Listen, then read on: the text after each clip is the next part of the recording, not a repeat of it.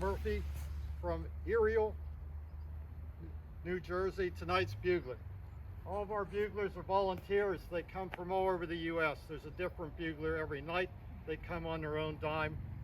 Greg is driven up from New Jersey to be with us this evening. We're very thankful. Dedication for buglers like this is why this program can exist. So thank you, Greg.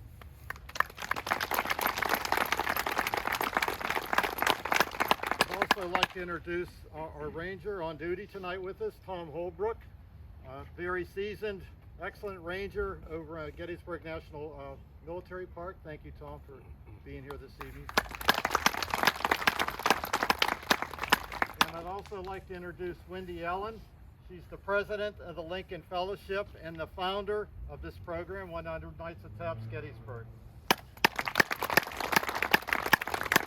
And finally, introduction, Sandy Tuscan is a life member of the Lincoln Fellowship of Pennsylvania and the photographer for 100 Nights at Taps.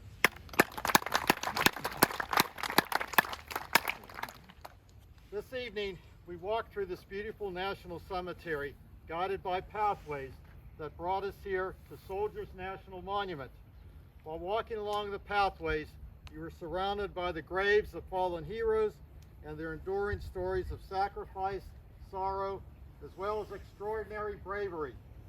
And those same pathways converge here to the place where in 1863, President Abraham Lincoln delivered the Gettysburg Address, one of the greatest speeches of all time.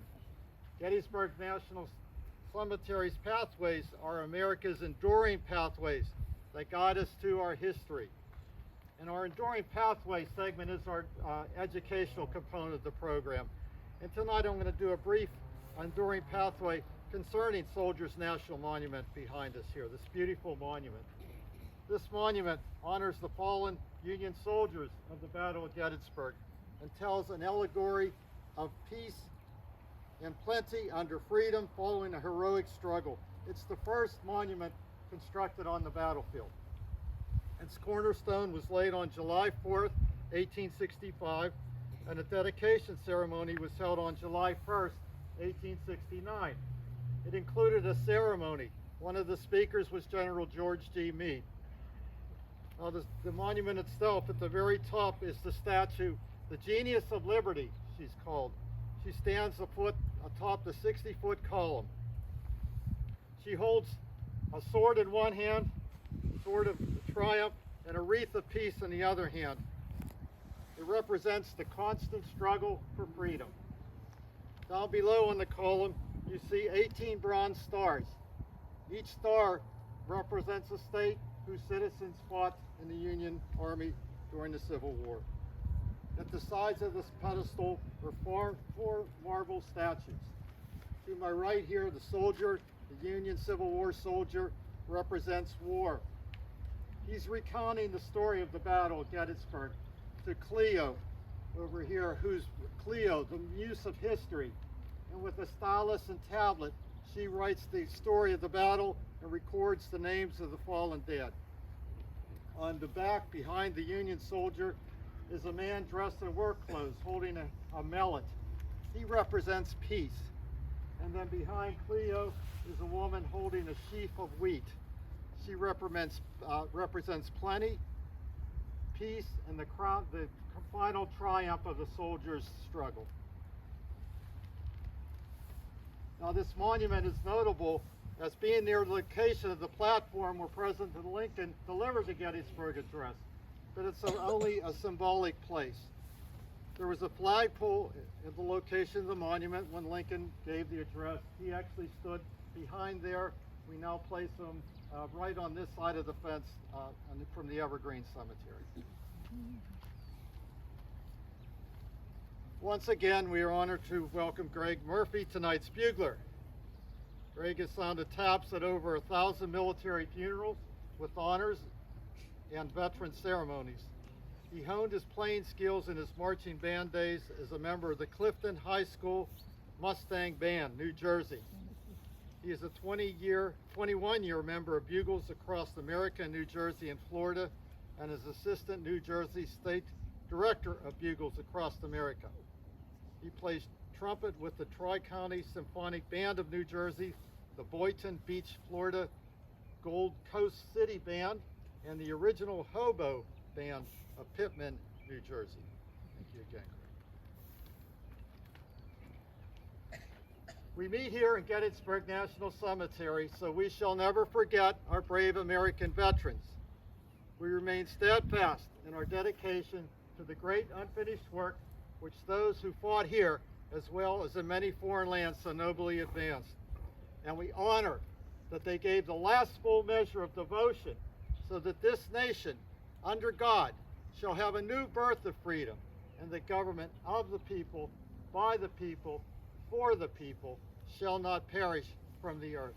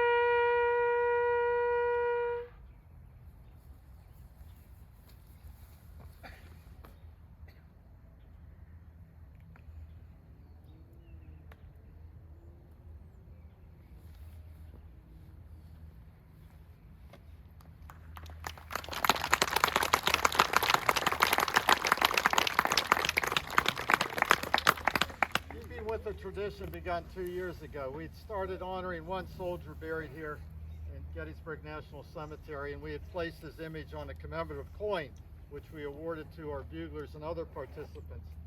This year we're honoring the unknown soldier, and we placed a representative, Wendy, the coin.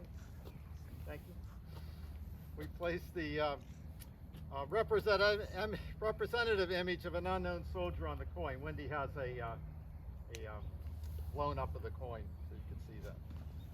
Now this unknown soldier we represent now every evening represents all the soldiers buried here at Gettysburg National Cemetery. Of the 3,354 bodies buried in the cemetery, 979 of them lie here without a known name or without a known state of origin. These soldiers can be found in sections 1 over here, 14, and 22 to my left over here. However, not all unknown soldiers are buried in the unknown sections. If a soldier was found on the field and had some insignia perhaps on his uniform or something else that identified him with a state, he was buried in that state section as an unknown.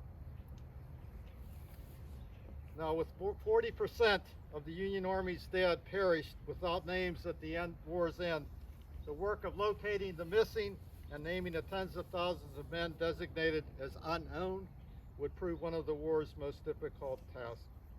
This evening we're honoring the soldier buried over here in the unknown section on stone number 16, where we planted a small flag over there if you'd like to go by and pay your respects at the end of the ceremony this evening. I'd like to award the coin to Craig. Thank you, sir.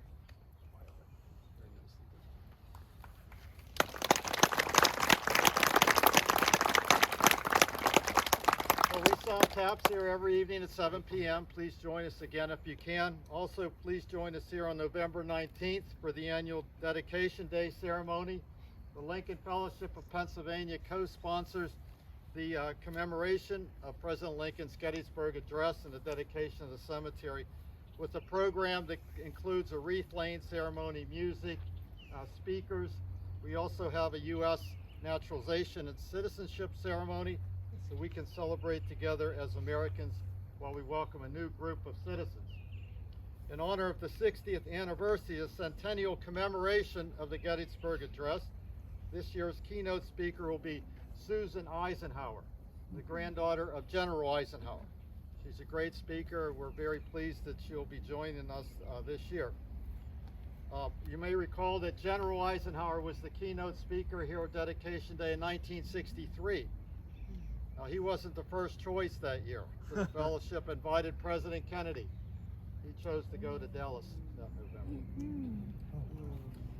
Also, we're excited to announce that Emmy-nominated actor Graham Sibley will also join us on the rostrum. He will present the Gettysburg Address.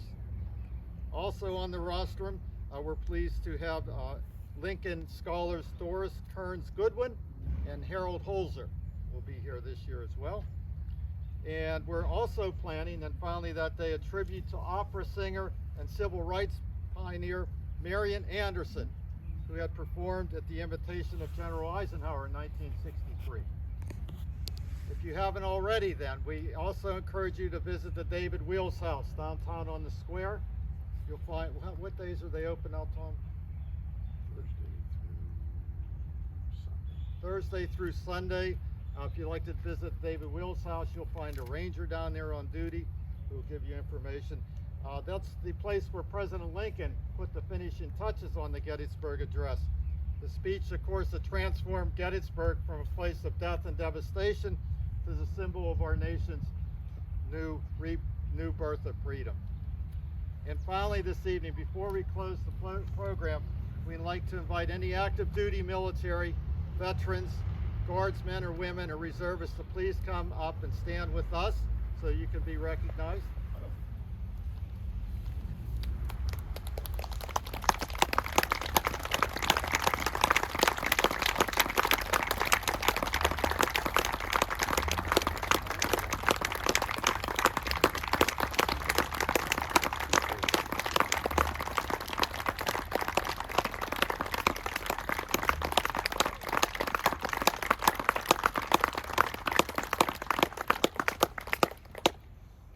Thank you all, and thank you everyone for coming out this evening.